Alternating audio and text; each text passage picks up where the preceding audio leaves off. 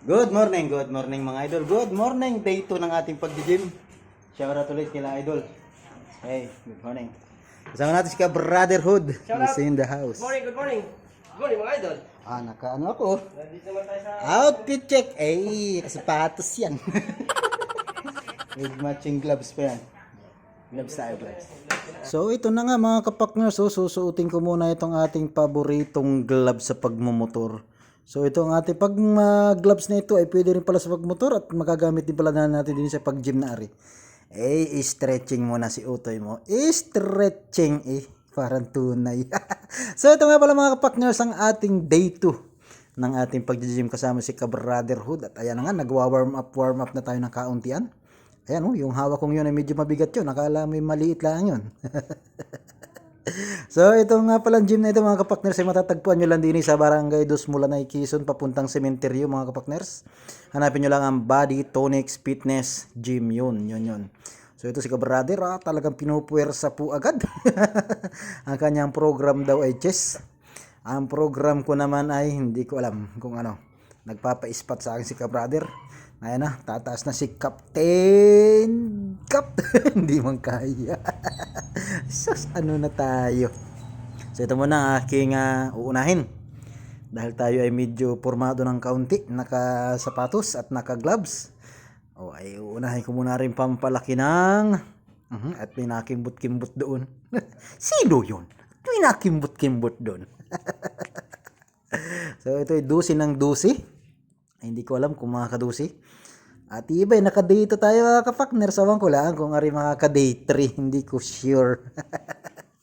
Kung ari ating day 2 ay masusundan ay puro mukbang man ay Mariusip. Susubukan natin itong isang machine na ito. Let's see. Tingnan natin. Magagaan pa rin muna ang aking nilalagay mga kapakners. Pero medyo mas mabigat naman doon sa ating nauna na day 1. Kaya, di ba, nakatapos agad, ganun lang. Iispatan tayo dito ni Brother dito sa magaang barbell. Magaan lang muna, pero mas mabigat ito dun sa nauna natin.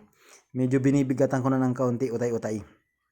Mahirap mang mapwersa, baka may lumagatok. Ika nga ay from beginner muna tayo, from beginner. Ang mahalaga kahit papano ay na, usad-usad. Malayo pa, pero malayo pa talaga. Ari, pampaliit daw ari ng bewang.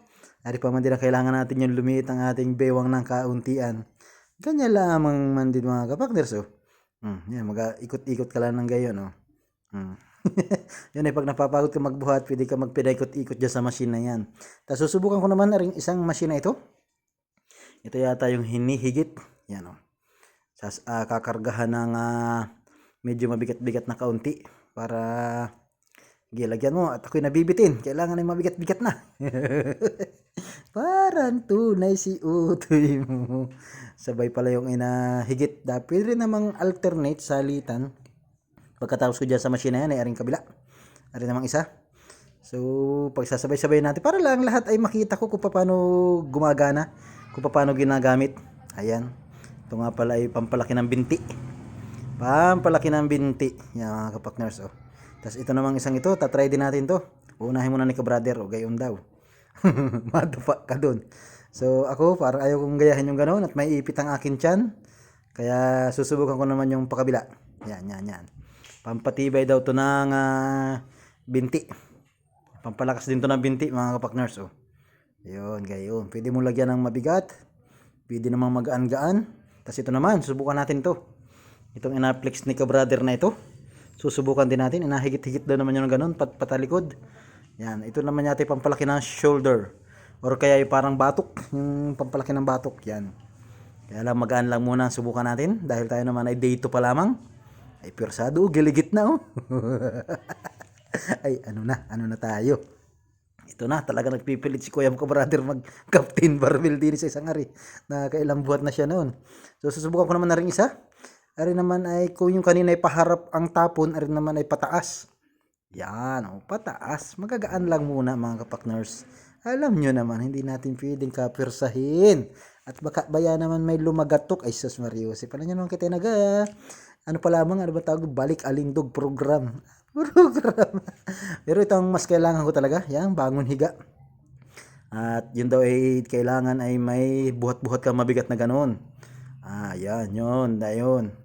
At yun ay talagang pampaliit ng tiyan. Sige, susubukan natin yan.